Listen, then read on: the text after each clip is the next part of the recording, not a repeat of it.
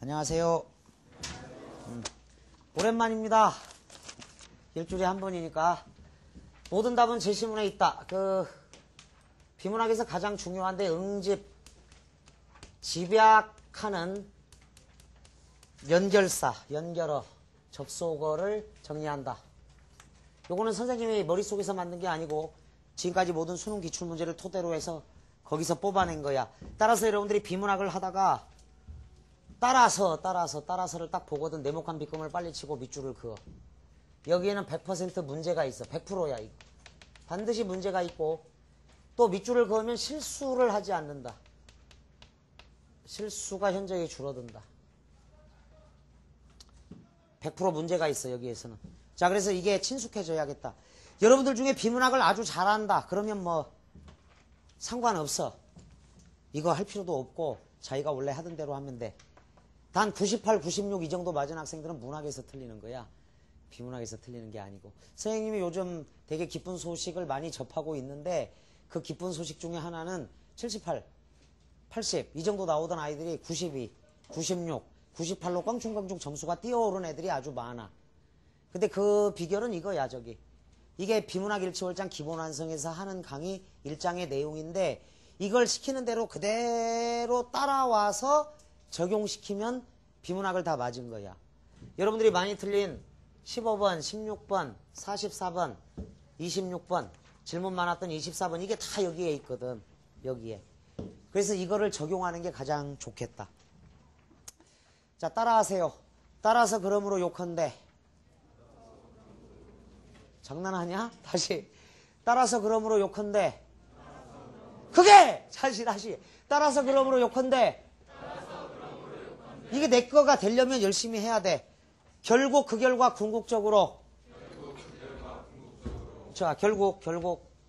자네 이름이 뭐야? 이찬호. 결국 우리 찬호는 원하는 대학에 합격했다. 진짜 필자가 하고 싶은 얘기가 어디에 있을까? 결국에 있어, 결국. 마지막 귀결에 있는 거야. 궁극적으로. 이거 놓치면 안 되지. 궁극적인 게 뭐냐? 여러분들이 왜 이 고생해? 궁극적인 걸 놓치면 안 돼. 필자가 진짜 하고 싶은 글의 핵심은 따라서 그러므로 요컨대, 요약하건대야. 결국 그 결과 궁극적으로. 저 연결어들은 산만하게 나열한 거. 제시문에서 여러 문장을 통해 산만하게 나열한 거를 응집 집약해. 그러니까 이상에서 살펴본 것처럼. 이상에서 뭘 살펴봤어? 뭔가를 살펴본 것처럼 해가지고 응집 집약한다고. 이게. 근데 이상에서 살펴본 것처럼은 변이 형태가 아주 많아. 이처럼이야. 이처럼. 우리 이걸로 한 문제 벌써 풀었어. 여러분들이 많이 틀린 저 앞에 14번 문제. 한국문화의 전통과학의 승에서 나온 빈칸 집어넣기. 빈칸 추론 문제를 이처럼 가지고 풀어줬어. 선생님이. 기억나죠? 8페이지에 있는 15번 문제. 별표를 치라고 했을 거고 8페이지 15번 문제 할 때 선생님이 이처럼 우리가 계승해야 할 민족문화의 전통으로 여겨지는 것 할 때 이처럼은 이상에서 살펴본 것처럼의 축약 형태다. 이건 변이 형태가 아주 많아. 자, 다시 따라해. 크게. 따라서 그러므로 욕한대. 결국 그 결과 궁극적으로. 크게 하자. 크게. 이런 점에서 그런 면에서 이상에서 살펴본 것처럼. 이건 변이 형태가 되게 많아. 자, 선생님이 수능 원본 대학도서관에서 그 책을 빌렸어. 원본 대조했어. 놀랍게도 출제위원들이 집어넣어. 이런 말을. 수능에다가. 이건 수능하고 평가원은 철저히 지켜져. 교육청도 거의 지켜지는 거야. 문장을 다듬거든. 그래서 수능 기출문제에서 뽑아낸 거를 모아준 거야. 따라서 여러분들이 비문학이 약한 학생은 제시문 가서 따라서 딱 보면 네모칸 빗금 치고 그 문장만 머릿속에다 입력을 끝까지 해야 돼. 이건 글의 핵심이자 문제가 반드시 있거든. 자, 이거 평가원 봐봐. 얼마나 많아 문제가. 그래서 내 걸로 만드는 과정이 필요하다. 단 여러분들이 자발적으로 해주기를 바란다. 앞으로 모든 기출문제를 풀 때 적용하라. 자, 따라해. 이거 변이 형태가 많으니까. 이러한 이처럼. 이렇듯이 이렇다면 이리하여 이에 따라 이와 같이. 입을 잘 맞췄군. 다시 5자짜리도 있다. 이로써 보면 이렇게 볼 때 이와 같다면 이러함으로써.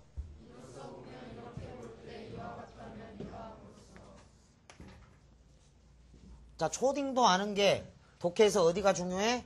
그러나 뒤에가 중요해. 그런데 뒤에가 중요해. 이것도 되게 많아.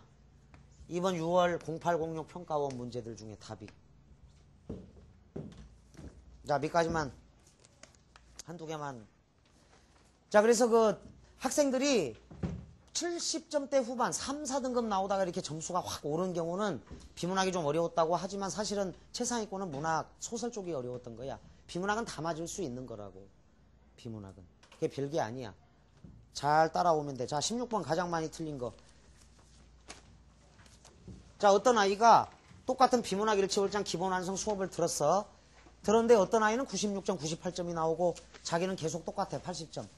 선생님 왜 차이가 나죠? 그래서 상담을 하러 왔길래 내가 역으로 숙제를 냈어. 이걸 적어주면서 평가원 시험지를 줬어. 깨끗한 걸. 다 찾아와.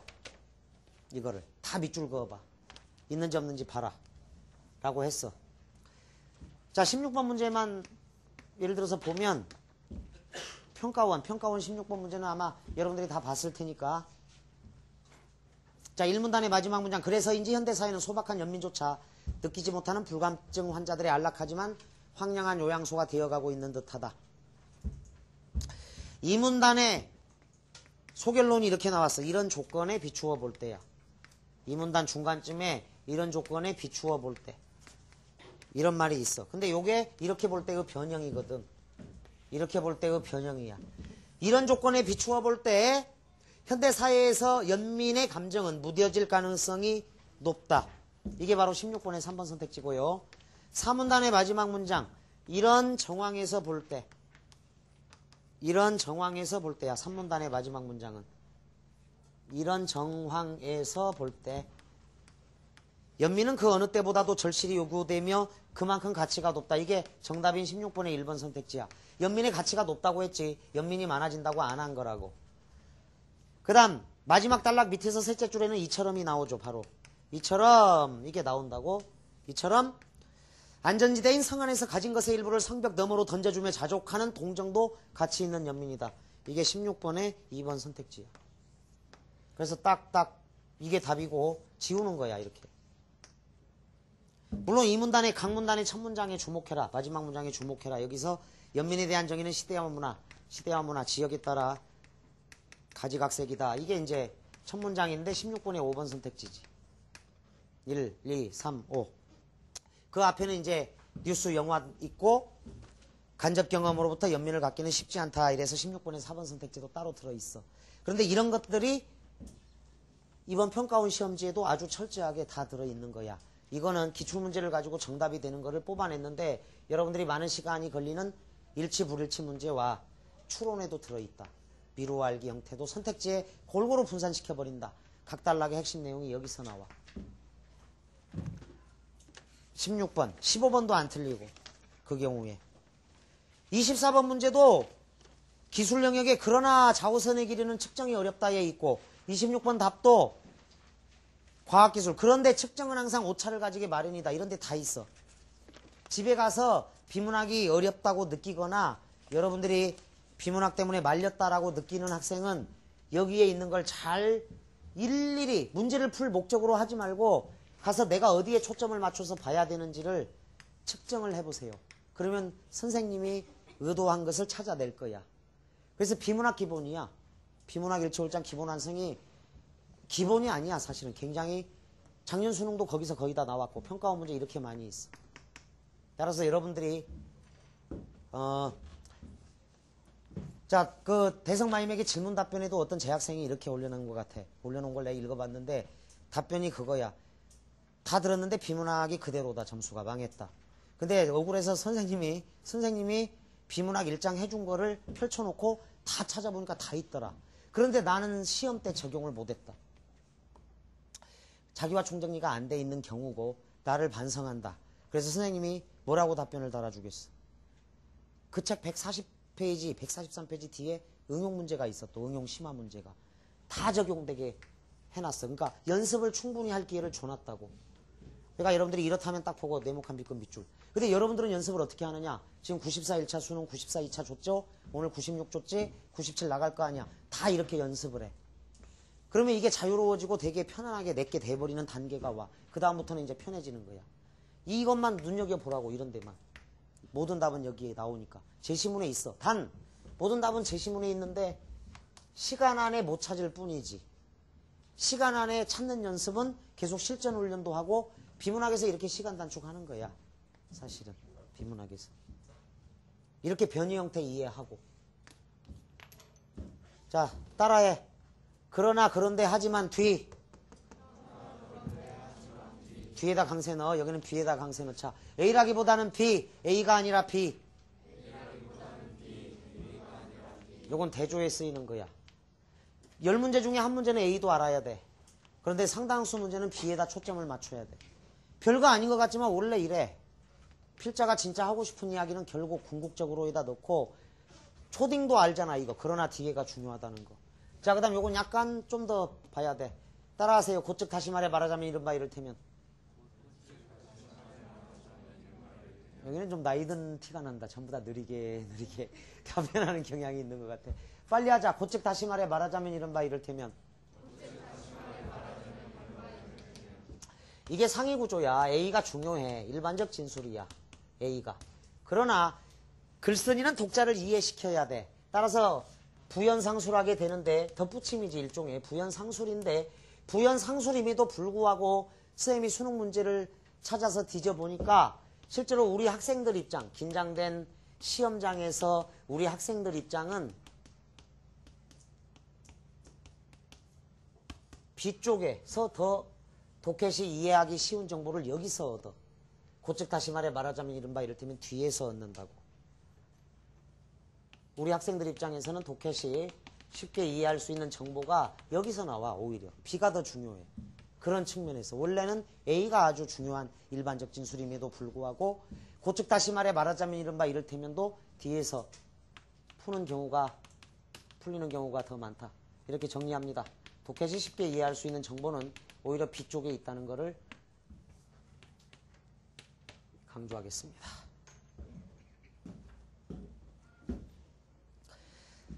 따라서 계속 수능 기출 문제를 풀게 할 거고 평가원을 풀게 할 건데 평가원하고 수능 기출은 아주 철저하게 적용이 된다. 옛날 막 2000년 수능일 때는 지문이 막 6문단, 8문단 이랬어. 거기에는 더 잘 지켜져 이게. 근데 요즘은 제시문의 길이가 좀 짧아졌죠. 4문단. 그래서 출제요원이 빼는 경우도 있어. 옛날에는 집어넣는 경우가 더 많았고 요즘은 빼는 경우가 있어. 그래도 어쨌거나 이거는 안 변해. 따라서 짧은 시간 안에 독해의 핵심을 붙들고 있어야 안 틀리거든. 이거는 일치불일치 문제도 철저히 지켜지는 거야. 그래서 정규종합반에서는 일주일에 2번씩 들었을 때는 계속 따라하게 하고 적용하게 하고 선생님이 지켜보게 하고. 근데 여러분들은 이제 앞으로 선생님이 이거 핵심이다. 따라서 그러므로 네모칸 빗금치고 110점 이상 넘은 고득점자들 옛날에 120점 만점일 때 시험지 검사하면 이렇게 돼 있다고 쭉. 네모칸 빗금 2개 밑줄. 여기에 문제가 있으니까. 근데 이게 오랜 시간이 걸리는 게 아니야. 바로바로 밑줄을 그어놔. 전부 다 밑줄 그어서는 안 되잖아. 핵심만 밑줄을 그으면 문제에 가보면 있을 거니까. 그래서 여러분들이 적용하는 건 여러분들 몫이다.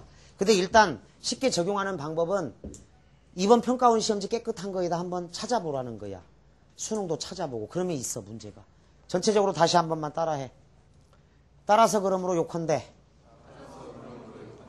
크게 하세요. 결국 그 결과 궁극적으로 이런 점에서 그런 면에서 이상해서 살펴본 것처럼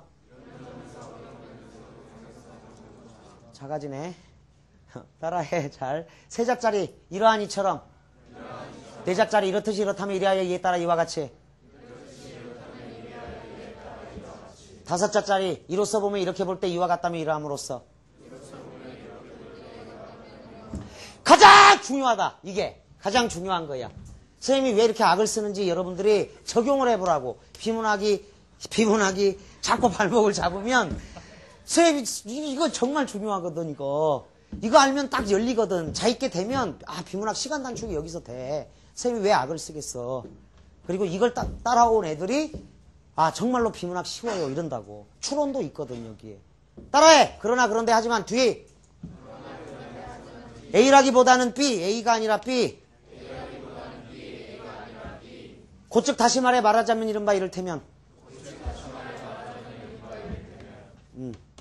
고3들은 빠릿빠릿 아주 잘 따라오고 적용을 해보면 보여. 교육청 평가원 수능은 안 지켜지는 게 있어. 대성 원래고사.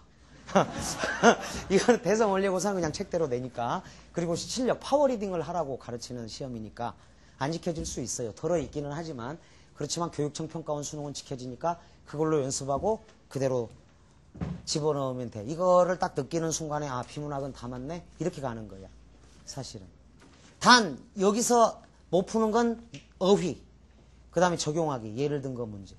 근데 어휘도 딱 정리를 해놓고 들어가야 돼. 자 37번 문제가 일치 불일치 문제야. 여기서 다 찾아보면 다 있거든 이게. 이거. 그래서 오늘은 이제 요거를 내 것으로 만드는 그런 과정에서 연습을 해보도록 하자. 37번부터 그냥 편의상 보겠습니다. 37번부터. 위글의 내용과 일치하지 않는 것은 일치 불일치 문제야. 나만 보자. 나만. 자, 모든 예술가는 궁극적으로 자 빨리 네모칸 빗금 쳐. 궁극적으로 네모칸 빗금 2개만 쳐. 궁극적으로 작곡가처럼 사람을 즐겁게 하려는 의도를 가지고 있다. 자 37번 문제 가서 찾아. 몇 번 선택지야? 대답해라. 몇 번 선택지? 37번에 4번 선택지 바로 보이죠? 써. 37에 4. 그렇지? 예술은 사람을 즐겁게 하려는 의도를 가진다. 이런 점에서 자 네모칸 빗금 쳐. 이런 점에서 그런 면에서 예술은 즐겁게 하는 형식을 만들고자 하는 하나의 시도라고 정의할 수 있다. 이것도 37에 4야. 2번이나 줬어. 궁극적인 것. 이런 점에서 예술가가 만들어낸 여러 가지 형식은 우리들의 미감을 만족시킨다. 회화의 경우 화면 위에 색채나 점선면 등의 일정한 비율의 배열로 통일되었을 때 그것을 보는 사람은 쾌감을 느낀다. 이것이 바로 미감이다. 그런데 세모꼴 쳐. 자 그런데 뒤에 빗줄. 이 미감이라는 것은 가변적인 것이다. 가변적 빗줄 변화 가능성. 매우 불확실한 그래서 때로는 종잡을 수 없는 인상으로 여겨진다. 37에 몇 번 선택지? 가변적이다. 변화 가능성. 몇 번? 1번. 37에 1. 고등학교 1학년 때 한번 생각해봐. 37번 1번 선택지를 읽어. 미감은 시대에 따라 변한다. 37번 문제를 푸는데 걸리는 시간이 1분 30초 남짓이어야 돼. 1번 미감은 시대에 따라 변한다. 가나 샅샅이 숨은 그림 찾기로 뒤져. 없네. 시대에 따라 변한다. 고1 정도 되면 가변적이다. 이렇게 바로 연결이 안 되잖아. 또 어휘에서 딸리니까. 살짝 바꾼 말을. 그래서 1번 선택지 하는데 1분 30초를 다 써. 그게 고1들의 모습일 수 있다. 자 그런데 뒤에 밑줄 긋고 37에 1번. 예술은 의당 이러한 미감의 변화된 현상을 모두 포함하게 되며 진지한 예술 연구자는 자기 자신의 미감이 어떠하든 다른 시대 다른 사람들에 의해 드러난 갖가지 미감을 예술 영역 속에 넣어 함께 다루기를 주저하지 않는다. 그럼에도 불구하고 예술에 대한 오해가 생기는 것은 예술가비를 동일시하는 우리들의 선입관에서 기인한다. 자 선입관은 세모꼴 한번 쳐보자. 선입관에서 기인한다.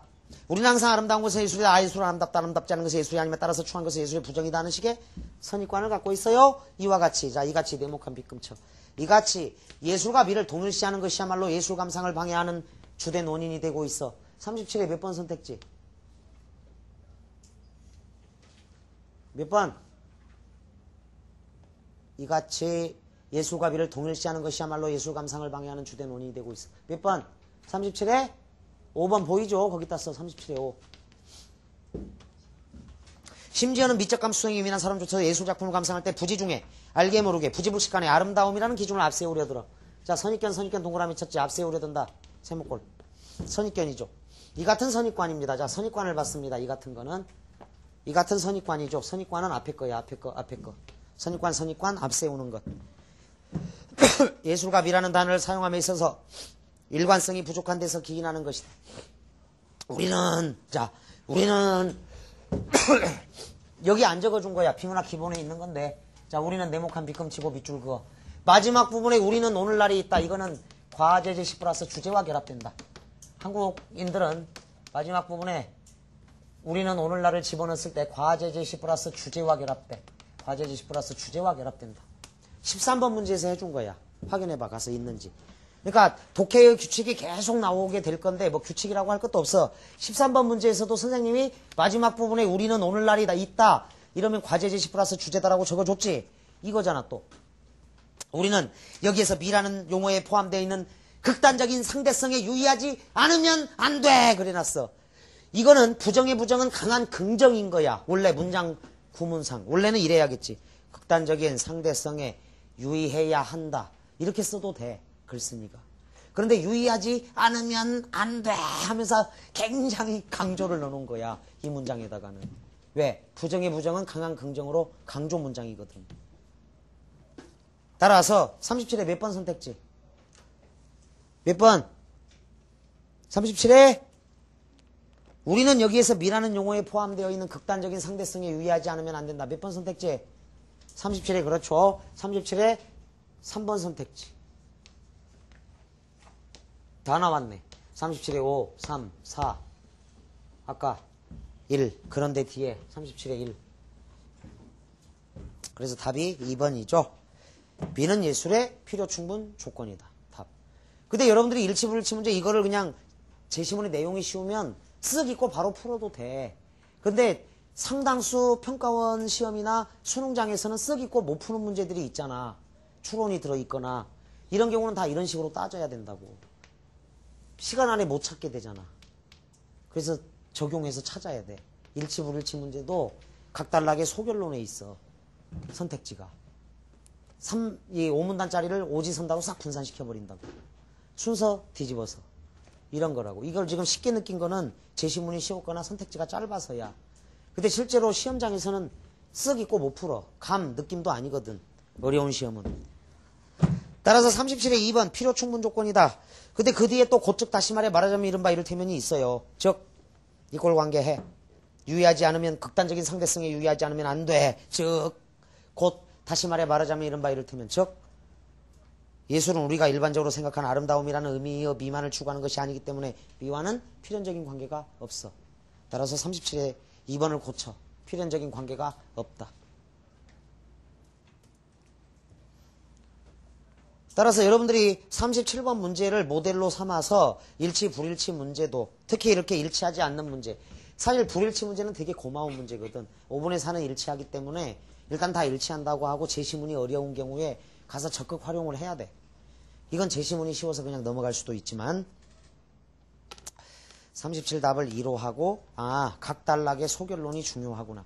좀 더 여유가 되면 선택지들 사이의 연결관계도 파악해봐. 37의 1번하고 3번은 똑같은 말이야. 1, 3은 묶어도 좋아. 위의 개념은 상대적으로 해석되니까 미감은 시대에 따라 변한다는 거야. 상대적이니까. 즉 절대적이지 않기 때문이지. 이런 것까지. 자, 37번 답을 2로 하겠습니다. 이 문제에서 중요한 건 글의 핵심 찾기가 여전히 이렇게 글의 핵심 찾는 문제뿐만이 아니라 수능에서는 3문제 나왔어. 근데 비문학이 6지문이잖아. 6지문 가봐. 다 이것까지 추가하면 다 있어. 작년 수능이.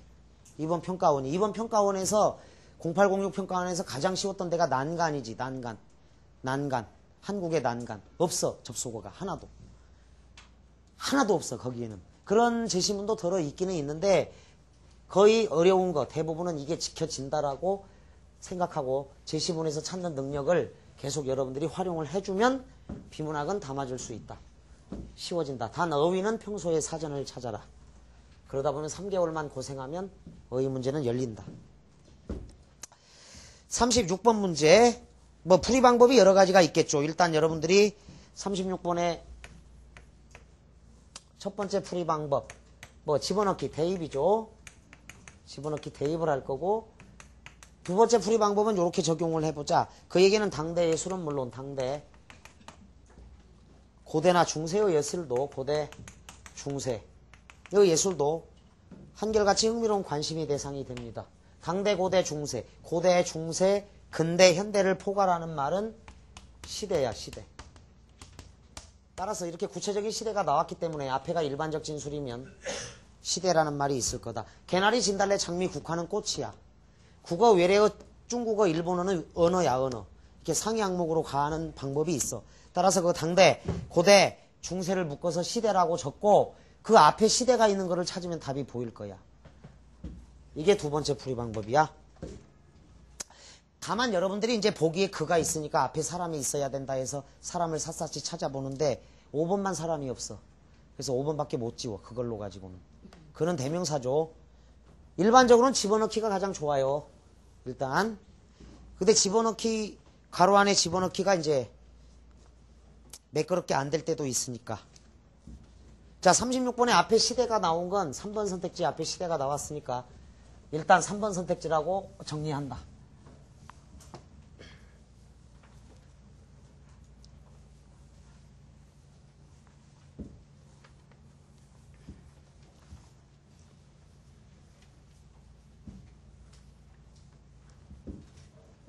귀납적으로 만들어진 거고 요거는 그래서 필기를 좀 시킨 거고 독해할 때마다 펴놓고 찾아서 해본다. 작년 스승을 할 때 고대 법대 학생들 2004년도 제자들이야. 그 뭐 경영이나 정경관 애들은 다 군대 갔으니까 이 법대 애들이 찾아왔었는데 이제 우연히 이야기 중에 이 얘기를 해. 애들이 지금도 몇 년 전 건데 이야기 내용은 이거야. 대학교 가서 책을 읽을 때 계속 이게 쌤이 하도 시켜가지고 계속 떠오른다는 거야. 그래서 책 읽을 때 보면 있어. 계속 있어 이게. 한국어의 중요한 핵심이 여기서 벗어나지 않아. 법전 어려워. 있어 거기도. 그래서 후배들에게 계속 가르치세요. 이거는 대학교 가서 더 요긴하게 쓰일 수 있습니다. 수없이 많이 읽는 책 중에서 따라서 그러므로 요약하건대 결국 그 결과 궁극적으로는 계속 나와. 대학생 때도 책을 읽을 때도. 따라서 내 걸로 만드는 게 훨씬 좋다는 결론에 이른다. 첫째는 수능을 잘 보기 위해서. 둘째는 필자의 뜻을 빠르게 정확하게 파악하기 위해서야. 자, 35번은 이제 가의 내용이 가장 잘 어울리는 미술작품은 아주 쉽게 푸는 방법이 있고 원리 원칙대로 푸는 방법이 있는데 35번은 원래 사유 과정이 굉장히 복잡한 문제야. 알고 보면. 머리 좋은 애들은 건너뛰어버려. 비약에서 풀어내는데 자, 이 문제를 푸는 방법은 첫째 유추를 알아야 돼. 유추. 수능 역사상 가장 어려운 문제는 유추에 있어. 알고 보면. 우리들이 즐겨 부르는 가곡은 가사가 있는 만큼 소리 그 자체에 집중하기가 어렵다. 반면에 기악곡은 대체로 소리 그 자체에만 집중할 수가 있어. 누구나 소리가 표현하는 즐거움을 직접적으로 느낀다. 아주 유명한 문장이다. 형광사인펜 7에 쇼펜하우어는 모든 예술은 음악의 상태를 동경한다 라고 말했어. 96년 고려대학교 논술고사. 자, 문과생들은 참고해놔도 좋겠다. 96 고려대 논술고사. 쇼펜하우어는 모든 예술은 음악의 상태를 동경한다라고 말했다. 자, 말했다 다음에 쇼펜하우어의 말이 나오고 빈자리가 있다, 기억이 비어있다. 그러면 여러분들이 36번의 보기를 집어넣겠지. 그에게는 그는 쇼펜하우어야. 당대 예술은 물론 고대나 중세의 예술도 한결같이 흥미로운 관심의 대상이 된다. 기억 뒤에 이 말을 들어갈 자리가 없어. 즉 말했다 이 말이야. 말했다 이 말을 그림에 적용시켜 본다는 면이야. 그러니까 바로 받아. 말했다 이 말. 기억엔 들어갈 자리가 없어. 집어넣는 건 이렇게 집어넣는 거야. 이 말을 그림에 적용시켜 본다면 화가도 기악곡과 같은 그림을 그릴 수 있다는 뜻으로 해석할 수 있다. 기악곡의 작곡가가 소리만의 음악을 작곡할 수 있는 것처럼. 자, 유추의 속성은 이거야. 1대2는 2대 X 값이다. 원칙대로 풀자. 기악곡의 작곡가가 소리만의 음악을 작곡할 수 있는 것처럼 화가 또한 그런 그림을 그릴 수 있다. 화가 또한 그런 그림. 대명사 문제네. 여기서 그러는 기악곡과 같은 그림.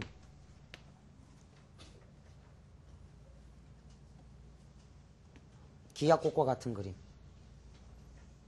그런 그림이야. 기악곡의 작곡가가 소리만의 음악을 작곡할 수 있는 것처럼 화가 또한 그런 그림을 그릴 수 있다. 기악곡과 같은 그림. 근데 앞에 기악곡으로 가보면 비약하면 이렇게 돼. 건너뛰면 기악곡은 가사가 없어. 소리 그 자체에만 집중할 수가 있는 거야. 누구나 소리가 표현하는 즐거움을 직접적으로 느낀다. 소리가 표현하는 즐거움을 직접적으로 느끼는 것. 자, 두 번째, 세 번째는 뭐 건너뛰어도 되는데 간단히 설명할게. 소리만 있어야 돼. 소리만. 음악은 소리만. 즉 소리만 있는 거야. 즉 청각 예술이야. 청각. 먼저 이렇게 하자. 여기는 음악이니까 음악은 소리만 있어야 되니까 청각에 영향을 미친다. 귀를 즐겁게 하는 거지. 응. 근데 이제 여기 그림이니까 미술이지. 미술은 눈을 즐겁게 하는 거죠. 그래서 뭐만 있어야 돼? 색채가 나오지. 이거 이제 우리가 찾아야 돼. 숨어있는 유추니까. 눈. 시각이지, 시각. 그러니까 이렇게 봐야겠네. 시각. 음악 대 청각. 근데 이제 여기에 음악은 소리. 그러니까 이제 청각, 귀에 작용하고 미술은 시각, 눈에 작용하니까 색채나 점선면이야. 그건 나에도 있어. 점선면 등등. 이건 생략해도 된다. 세 번째. 오로지 100% 소리만 있어야 돼. 가사가 없어. 가사가 없다. 이 말은 여기네 이꼴관계. 음악이니까 청각, 귀를 즐겁게 소리만.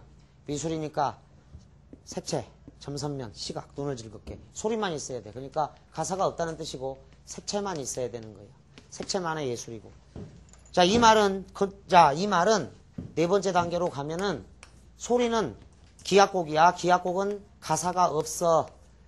가사가 없다. 그래서 소리만 있다. 가사가 없기 때문에 주제 파악, 내용 파악이 어려워. 무슨 얘기입니까? 우리가 많이 들어서 비발디의 사계를 들을 때마다 아, 봄이다, 여름이다, 가을이군, 눈 내리네, 겨울. 이렇게 많이 들어서 아는 거지. 한국인이 처음 들어 사계를. 그리고 막 봄, 여름 느낄 수 있겠어? 음악 천재나 그 핀란드에서 살지 않은 학생들은 못 느끼는 거야. 그거는. 한국 고유의 사람들은 못 느끼는 거야. 내용 파악 어려운 거야. 따라서 기악곡에 해당되는 어떤 그림이 필요해. 그러니까 기악곡의 작곡가가 소리만 있는 음악. 화가 또한 그런 그림. 즉 기악곡과 같은 그림. 소리만 있다고 가사가 없네. 주제 내용 파악 어렵지. 그렇지. 어떤 그림이 색채로만 이루어졌어. 그러니까 그 전달하고자 하는 내용이 없어야 돼. 내용이 없고 어떤 그림이 돼. 주제 내용 파악이 여전히 어려운 그림은 추상화야. 추상화류. 복잡한 사유 과정이 있지만 중간은 건너뛰어도 돼. 머리 좋은 학생들은 대체로 건너뛰니까. 근데 어쨌거나 원리 원칙대로 여러분들 머릿속에서 빠르게 일어나는 현상은 이거야. 소리만의 음악, 기악곡, 가사가 없다. 주제 내용 파악 어렵다. 추상화류, 내용 없다. 내용이 있겠지. 그 다음 형체도 파악하기 어렵다. 야. 가사 파악하기 어렵다. 형체 파악하기 어렵다. 내용 파악하기 어렵다. 그래서 추상화류를 골라야 돼. 머릿속에서 빠르게 일어나. 1번 샤갈, 3번 이중섭 물고기와 노는 새아이, 4 다빈치의 모나리자, 5 김홍도의 무동. 자, 무슨 문제인지 모를 때는 이래. 선생님 저는 답이 1번이라고 생각합니다. 왜? 음악이잖아요. 소재가 똑같잖아요. 그러니까 옆에 애가 뒤통수를 때렸어. 5번도 음악이야 이 자식아. 아, 똑같구나. 좀 이따가 어떤 애가 저는 3번이라고 생각을 해요. 왜? 배경이 없잖아요. 가사가 없듯이 배경이 없네요. 그러니까 옆에 애가 또 뒤통수 때리면니까 5번도 배경 없는데 뭐 이러면서 이건 답이 되는 기준이 아니지. 오로지 자 2번 봐. 칸딘스키의 컴포지션인데 가사가 없어. 저거 내용 없는 아름다움, 스토리 없는 화려함, 색채만 추구한 그림이야. 굳이 적는다면 2번에다가 이렇게 적어. 색채만 추구한 그림이죠. 그냥 빠르게 이렇게 가도 되는데 푸는 과정은 복잡할 수도 있어. 색채만 추구한 그림, 내용 없는 아름다움, 스토리 없는 화려함이야.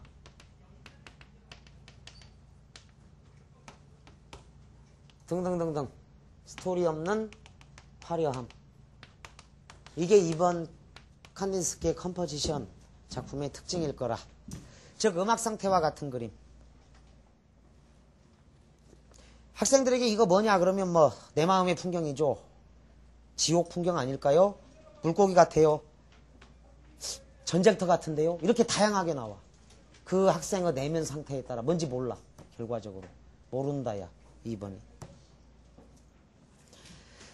자, 그래서 9번 문제 같은 경우는 이제 맨 마지막에 소리만의 음악을 작곡할 수 있다. 화가 또한 그런 그림을 그릴 수 있다. 그런 그림이란 색채만 추구한 그림. 자, 그 다음 기억. 음악의 상태를 동경한다라고 말했다. 이 말 기억 X하고 니은 가자. 니은. 이것이 바로 미감이다.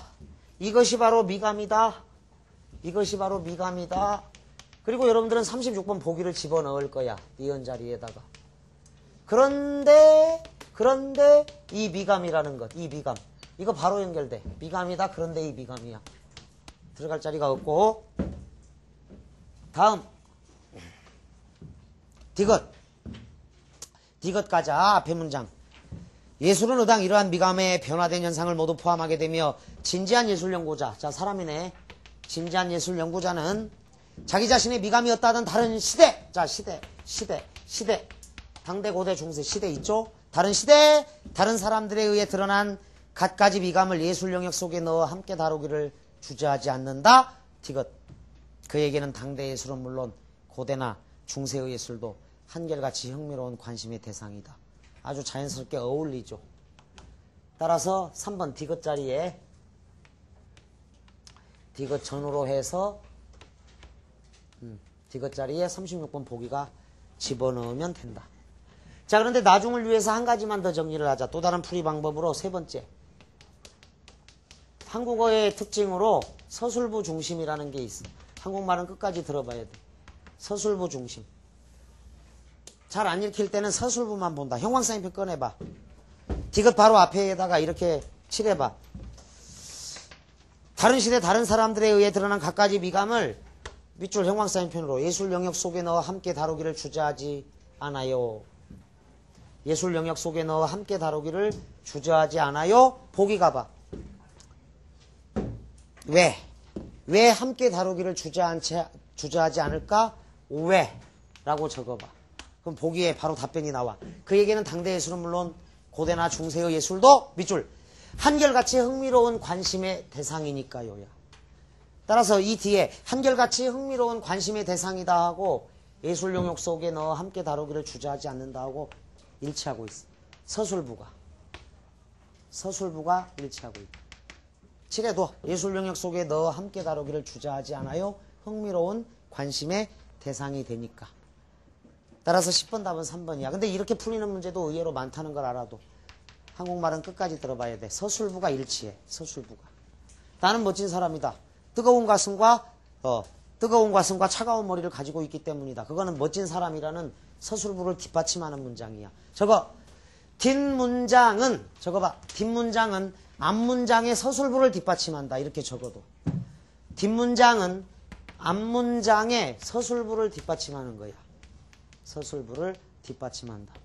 뒷문장은 앞문장의 서술부를 뒷받침한다. 서술부를 뒷받침한다. 그래서 10번 답을 3으로 하겠습니다. 자, 9번 문제 자세하게 풀어줬지만 여러분들은 바로 또 머리가 좋아서 2번 이렇게 가는 학생들도 많이 있을 거야. 10번은 다양한 풀이 방법 중에 그때 선택을 하면 되고 진짜 강조하고자 한 건 11번이야. 따라서 여러분들이 37번까지 풀었는데 그 뒤에 41번 별표, 42번 별표 이거 많이 틀린 문제야. 41, 42가 정말로 어려운데 41번 여기서 나온다. 다 여기서 나와. 41번. 그 다음에 42번 여기서 나와. 고즉 다시 말하자면 이른바 이를테면에서. 지금 오늘 한 것들이 계속 나올 거야. 앞으로 비문학 할 때마다. 그래서 이거를 잘 정리하고 찾아봐봐. 한번. 맞았다. 그래서 할 필요 없다가 아니라 맞았어도 한번 적용을 해보라는 거야. 그러면 낯선 제시문도 적용할 수 있는 단계에 도달한다. 알겠죠? 그러면 누구나 1등급을 넘어서 대성할 수 있습니다. 감사합니다.